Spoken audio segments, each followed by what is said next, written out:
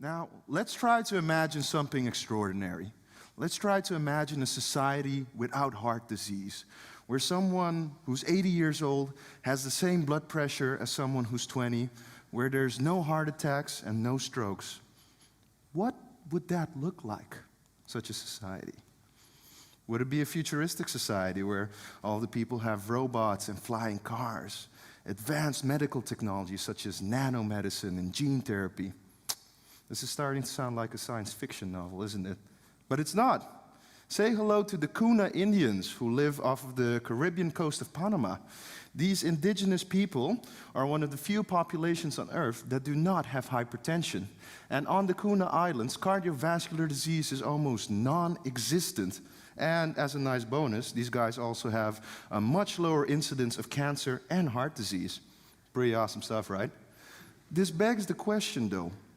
What is the reason and the cause behind this? A, is it their genetics?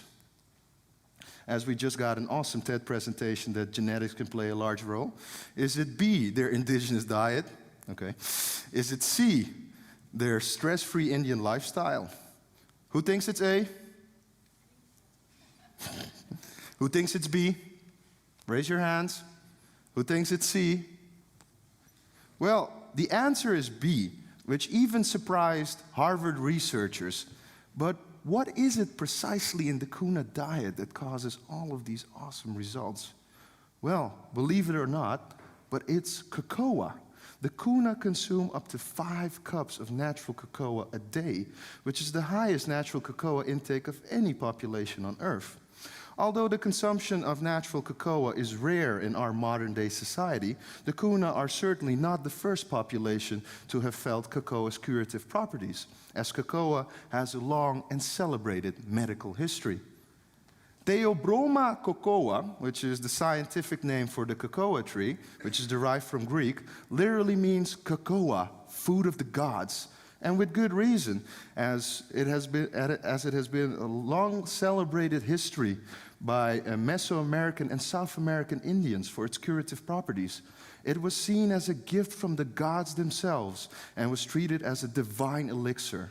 Only high-ranking men in these Indian communities had the honor to drink cocoa, such as high priests, generals, and nobility. The only exception to this rule was if you were a human sacrifice, a sacrifice to the gods themselves. You had the honor of drinking your first and only cup of cocoa right before they killed you. Obviously, cocoa doesn't have any long-lasting health benefits in this context, but hey, it's pretty good. And the Mayans went so far in their glorification of cocoa that they had their own cocoa god. This handsome guy right here is called Ixchahua. I'm probably saying that wrong, but hey, I can't speak Mayan. And they honored Ixchahua each year in a lavish festival with sacrifices and gifts because they saw cocoa as a truly divine elixir. During the conquest of the New World, the Spanish conquistadors quickly noticed cocoa's curative properties and as such saw its value as a trade product. It was subsequently exported to Europe, where it quickly became a favorite treat amongst the wealthy classes. Between the 16th and 20th century, no less than 100 medical uses were described for cocoa.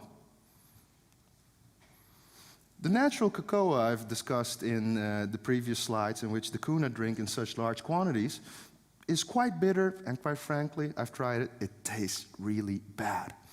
During the 19th century, we invented the processes to make what we now know as the modern-day version of chocolate, the stuff you buy in the supermarkets. Sadly, these very processes destroy much of cocoa's curative properties, and because of this, doctors soon forgot about cocoa as a medicine. It wasn't until the 1990s where researchers regained their interest in cocoa. Now, what does 21st century medicine have to say about cocoa? Let's go back to the Kuna study. The most striking feature the researchers found in the Kuna study was that these Indians had an average blood pressure of 110/70, which is the medical textbook definition of a perfect blood pressure.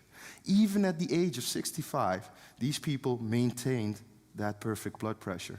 This in itself is remarkable, as the average blood pressure for, as you can see in the chart behind me, for a person living in the United Kingdom is almost 140, as you can see from the red dotted line. That's an almost 30-point difference. At the same time, 40% of the people in the same age group will be taking antihypertensive drugs because their doctor deems their blood pressure so high that it is a threat to their health. Okay, but it gets even better than that. The Harvard researchers looked at the relative risk of dying from various diseases, and they compared the Kuna Indians living on the San Blas Islands with their mainland cousins living in Panama City.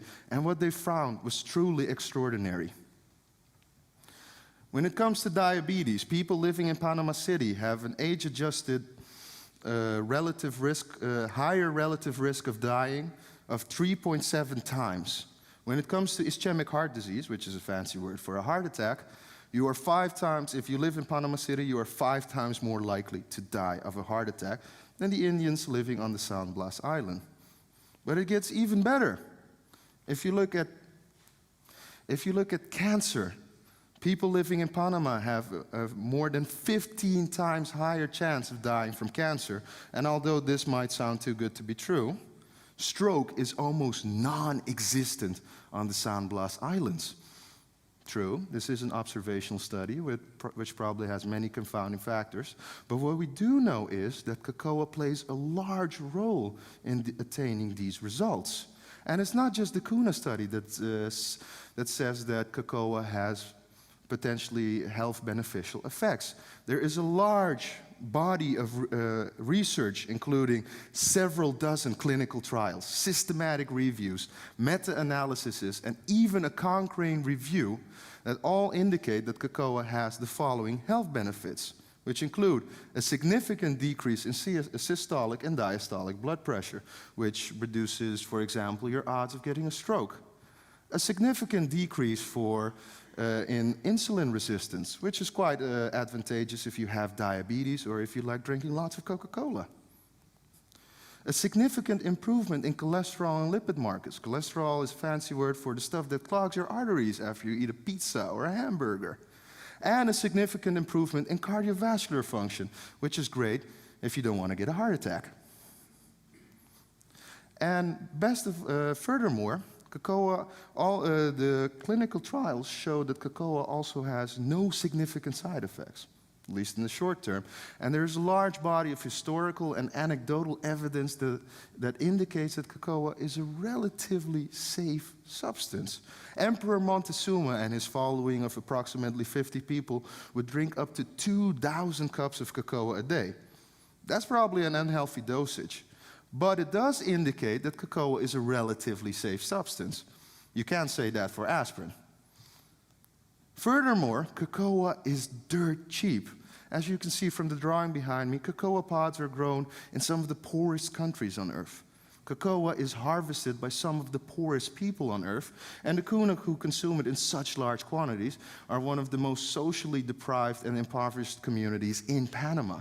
This isn't some fancy $10,000 a month medication. This is something we can readily afford if we really want to. But why am I standing here? Why is this important?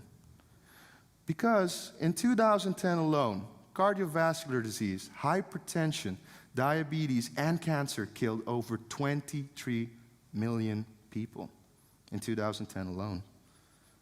These 4 factors in aggregate, as you can see from the pie chart, account for over 44% of all deaths worldwide. And it's not just deaths and suffering. The economic toll is also huge. According to a study conducted by Harvard and the World Economic Forum, these diseases cost the world economy an aggregate of over $1.4 trillion each year. Just to illustrate that, that's the equivalent of the entire Spanish economy. That's a lot of money. And as bad as all this may sound, it's only going to get worse as global population and life expectancy increase in unison. According to this graph, which is based on United Nations projections, by 2050, more than 20% of people will be 60 years and older. which means that these chronic diseases that I mentioned will increase in the coming decades, making the burden even larger than it is today. Is cacao a cure? Well, it can be part of a solution.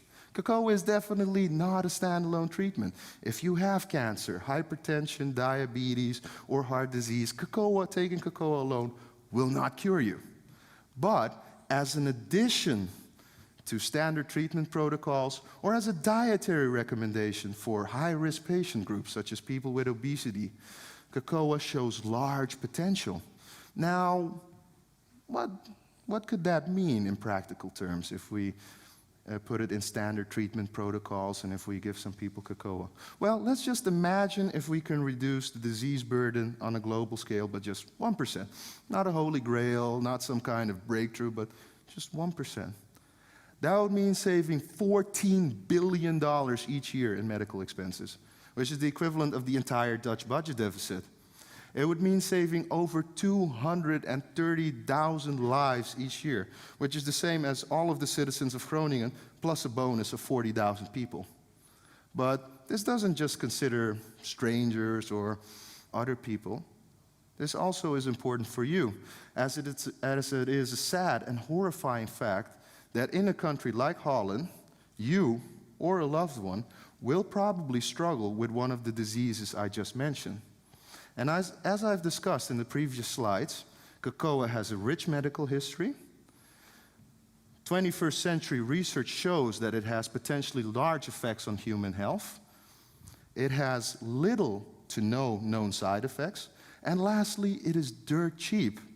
Therefore, cacao has the potential to improve the quality of lives of millions of people who suffer each and every day from these horrendous diseases. And that is a goal worth pursuing. That's why we should start taking cacao's medical potential seriously, for it is truly a gift from the gods. Thank you for your attention, and yeah, let's make a difference.